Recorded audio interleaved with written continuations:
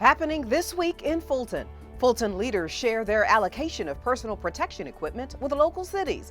Details on how small businesses and residents can access the PPEs. The county increases its testing capacity thanks to the core mission of actor Sean Penn. Fulton's manager gives us an update on the $3 million agreement.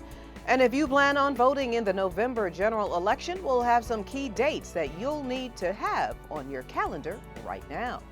Those stories and more start right now on Fulton Today.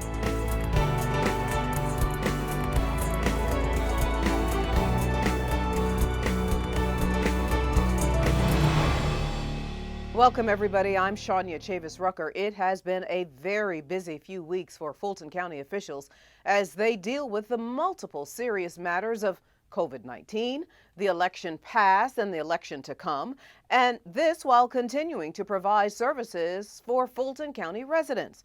Dick Anderson is the Fulton County manager. Sir, welcome back. Hi, Shania. I'm glad to be back with you. Well, we like to start with those COVID-19 trends. Tell us about the latest trends. Well, the good news on the trends is they are improving. So we had really spiked up to 375 new cases a day. We're now back around 250. Our hospitalization has also gone down, now below 500, which gives us over 600 beds in additional capacity. The percent positive when a test is administered is now fallen below 10%. So all of those are good numbers and result from good trends.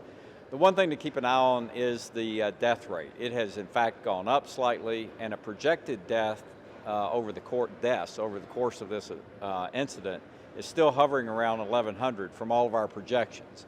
So clearly we've got to keep our eye on the ball. And principally that means we continue to test. And as I've said before, testing really is our strong suit. In fact, we're approaching 450,000 tests now. That leads in Georgia, in fact, represents 25% of all tests that have been done in Georgia through our mobile sites as well as our fixed sites. And right now we are launching a very aggressive advertising campaign to encourage citizens to be tested. So you'll see more and more of that over the coming 2 months. And we believe that testing is the cornerstone, along with all of the things that we know to do at an individual basis in terms of hand sanitization, wearing a mask, keeping our social distance, to really abating the progress of this virus. So we'll keep our focus on that. Another thing that we'll continue to do in light of these results, of course, is provide personal protective equipment. Our first distributions to our cities have begun, and that's been very well received because we'll be distributing personal protective equipment from an inventory that we are building that in the end will amount to about $15 to $16 million in investment. And we will allocate to our cities on a monthly basis personal protective equipment for their first responders, their employees, and even their citizens. So I think that is, again, another key in our fight against this disease. And of course, the last is community support. We are now moving into the mode of a digital skills training program that we hope to have 2,500 people enroll in, that if they've been displaced from other employment, this will give them new skills and prepare them for new jobs.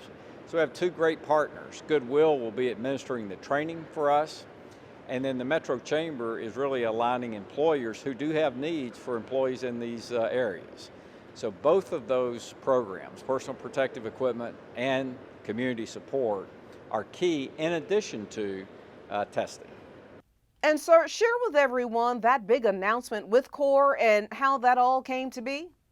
So the announcement with CORE that occurred was a signing of a memorandum of understanding. And what it allows for us to do is have CORE in place for the remainder of 2020.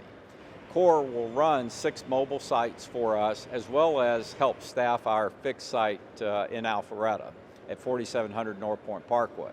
And what's so unique and critical about that is CORE is truly a world leader in the ability to bring volunteers together, employ them for temporary periods of time, and address community disasters.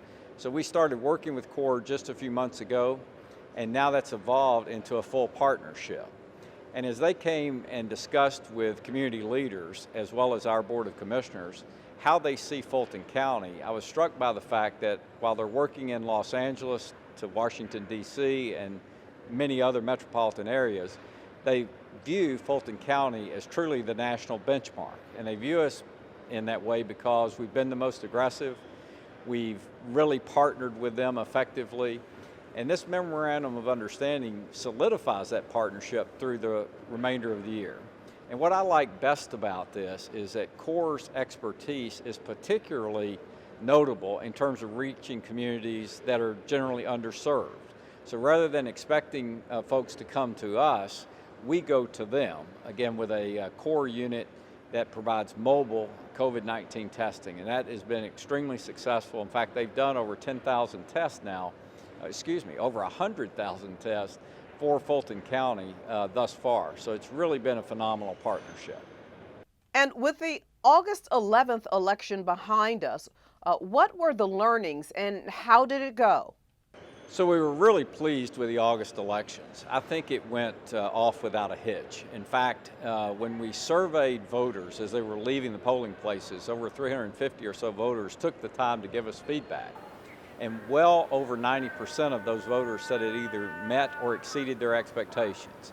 So what that told us was really detailed planning at a location basis level was fundamental. So we planned every location down to what did the wiring look like in that building, what would the placement of the machines be, what would the flow of the voters be through that site, how many folks, of course, needed to be there, were they being personally trained, and all of that came together on a site-by-site basis. So I think that's the first thing that we learned. A second thing that we learned from the June elections was the critical nature of having a technician on site.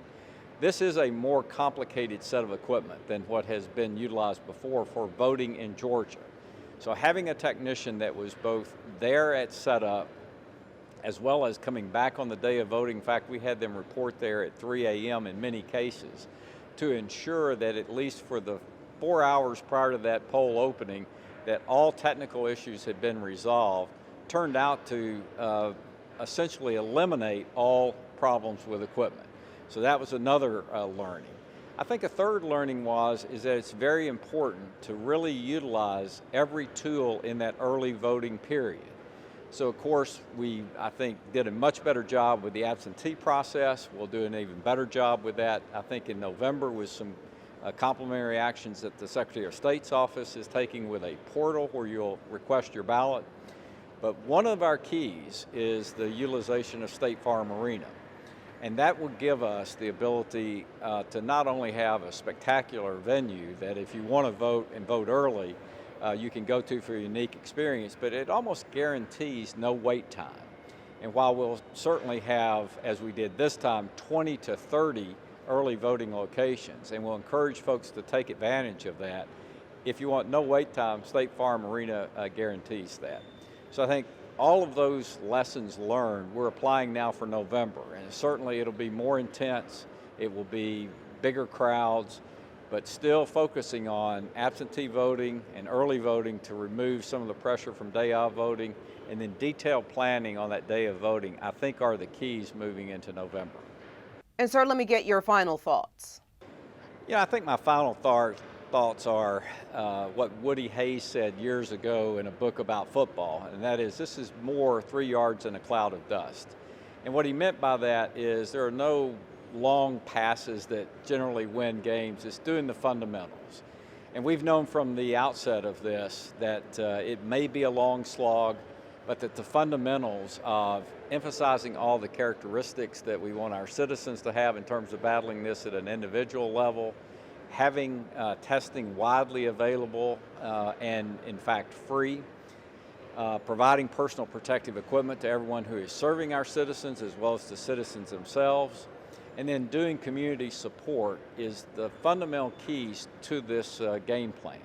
So while it may at times feel like 3 yards in a cloud of dust, I still think that's exactly what we should be doing, that we have a good plan, we're executing it well, and we just need to keep the pedal to the metal through the end of the year and or till this virus abates.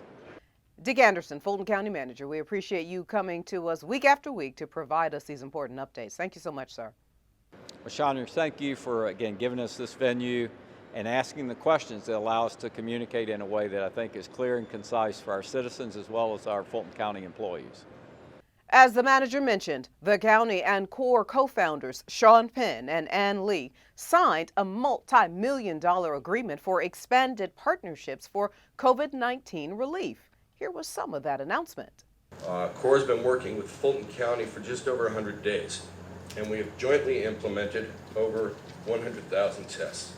This is entirely due to that partnership with Fulton County, Atlanta Fulton County Emergency Management Agency, and Board of Health. Fulton is doing over 25% of the tests in the state, and we're enthusiastic to be a part of that. We value the initiative, the action, clear communications that have been invested by all entities here today. This is the first federal and government funding that we have gotten. So far, we have only been using the private funding that we received through our private donors and our organization. So investing in us to kind of take it to scale, we haven't seen this anywhere. CORE, the Community Organized Relief Effort, is a nonprofit organization dedicated to strengthening communities affected by crises. Now, CORE has administered over 1 million tests across dozens of test sites across our nation. And still to come on Fulton Today, Fulton commissioners help deliver personal protection equipment to cities all around the county. We'll take you there when we come back.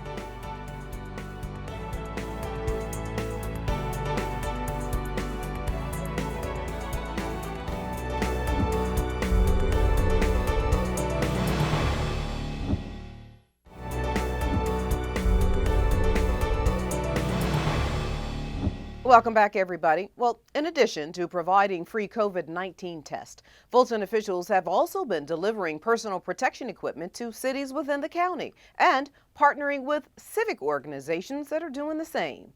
Here they are in their own words. Well, today this is a mask and goggle giveaway partnership with the South Fulton Chamber of Commerce. And the mask and the goggles are a gift from Taiwan, the island of Taiwan, the city of Taipei. And the reason that's significant and important is because years ago, I was involved in setting up a relationship between the city of Atlanta and Taipei City when Maynard Jackson was mayor. And a lot of times these sister city relationships, they sort of peter out after a while.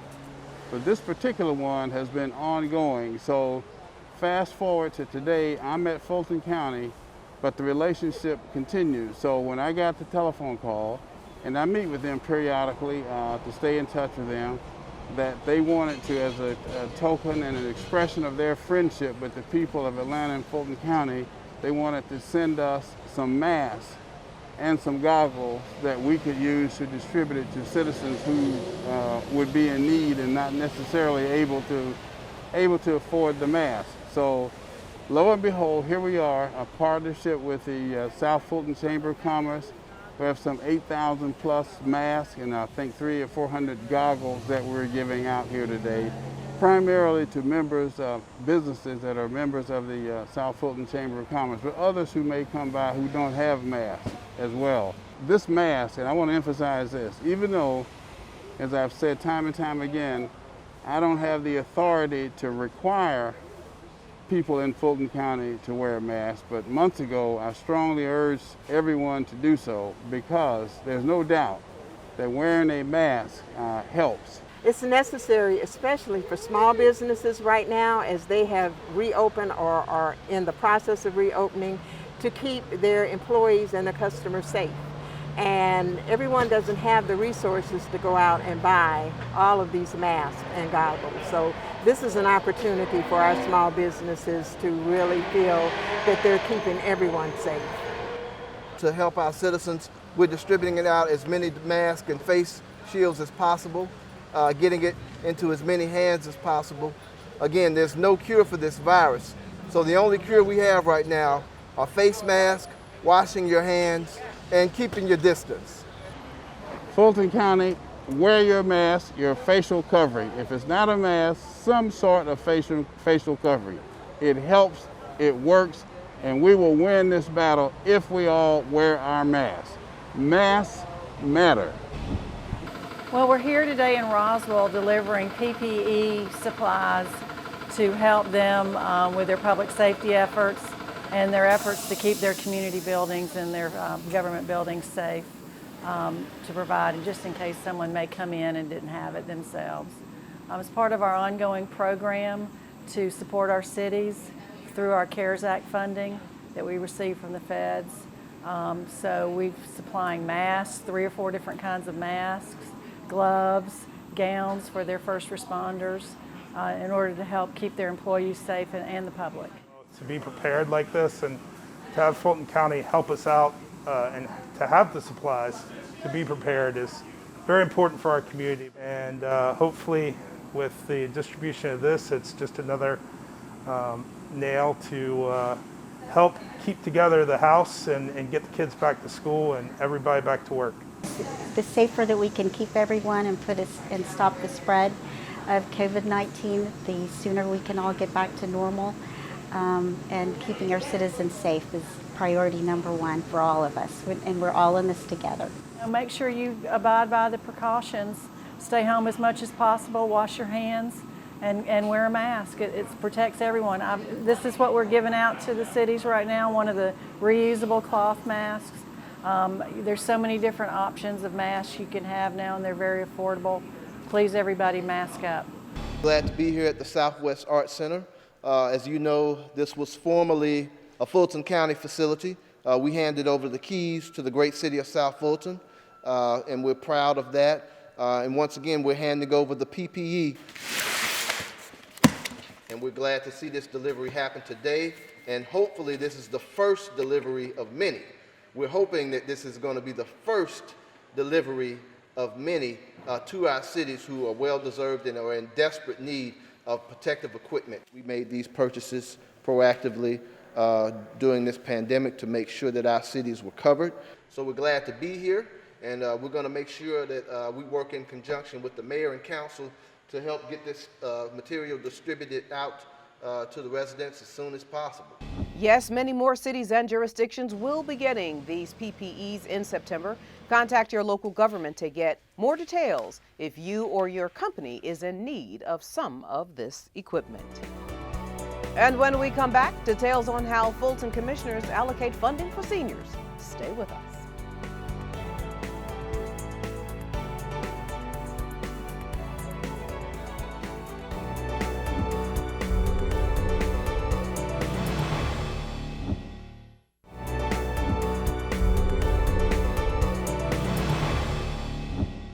Fulton County receives CARES Act funds to ensure adequate nutrition for seniors. These funds will be used to meet food needs of homebound seniors and those who need food while the multipurpose facilities and senior centers are closed. Fulton Senior Services Director Ladisa Onilagu joins us now with more on how the seniors will directly benefit. Ladisa, welcome back. It's always a pleasure joining you. Thank you for having me. So your department has been working since March to support the needs of Fulton County seniors. What would you say is their most immediate need? Quite a few needs have been expressed by seniors to our team. Fears about COVID, the unexpected future, isolation and being separated from loved ones and friends. But one of the more persistent needs has been access to food. And with the additional funds from the ARC, how many more meals will the Department of Senior Services be able to provide to seniors in Fulton County? On an average, our department provides about 230,000 meals annually to homebound seniors. But thanks to this new funding, we'll be able to serve 40,000 more meals, in addition to about 26,000 meals to those who used to be a part of our congregate dining program, which is our neighborhood senior centers and adult day health programs. And can you speak now to whether or not there is eligibility criteria for these meal services? Yes, seniors do have to reside in Fulton County. We do take them through a series of questions. We use a food security tool, which is a survey to assess whether or not they have skipped a meal, if they have been hungry within the past few days or so, and just gauging their ability to access nutritious meals. So once we take them through that process, then they'll be placed into a system where ARC will vet a little bit more and then pull them to place them in service. And Ladisa, since the start of the pandemic, your department has come up with some pretty amazing tools to keep Fulton County seniors active and engaged while at home. What else can we look forward to that will support the ongoing and future needs for nutritious meals for our seniors?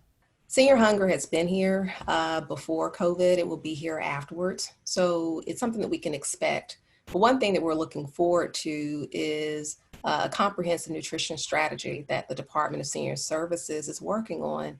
And it's where we are going to continue to focus on the programs that we provide, but also extend our reach to local nonprofits, faith-based communities, even for-profit organizations who are interested in sponsoring seniors who are experiencing food insecurity. So that's something that we're looking forward to in making sure that Fulton County seniors do not go hungry. All right, Ladisa, close it out for me. The mission of the Department of Senior Services is to make sure that seniors can age in place safely and maintain their health. And our goal is to provide programs and services that allow them to do so. So for more information about our services, please email us at seniorservices@fultoncountyga.gov, or you can give us a call at 404-613-6000. Ladisa Onilagu, always a pleasure. Thank you so much for sharing, ma'am. You're welcome. It was great being here with you today. And up next, expanded curbside services at Fulton Libraries. Stay with us.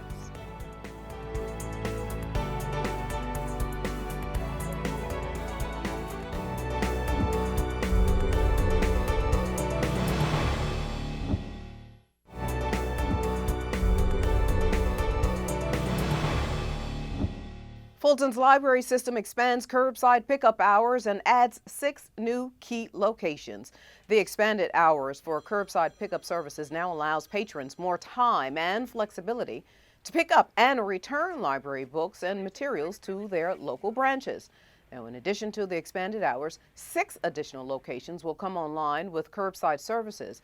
The libraries were closed previously for renovations and were completed during the closure due to COVID-19. Now, the additional locations include Adamsville Collier Heights, Buckhead Library, East Atlanta Library, Northeast Sproul Oaks Library, Northside Library, and Ponce de Leon Library. Now, all county libraries will remain closed for typical in-branch library services, but items placed on hold by library patrons will be available for pickup from 10 a.m. to 7 p.m. Monday and Tuesday, and 10 a.m. to 4 p.m. Wednesday through Saturday.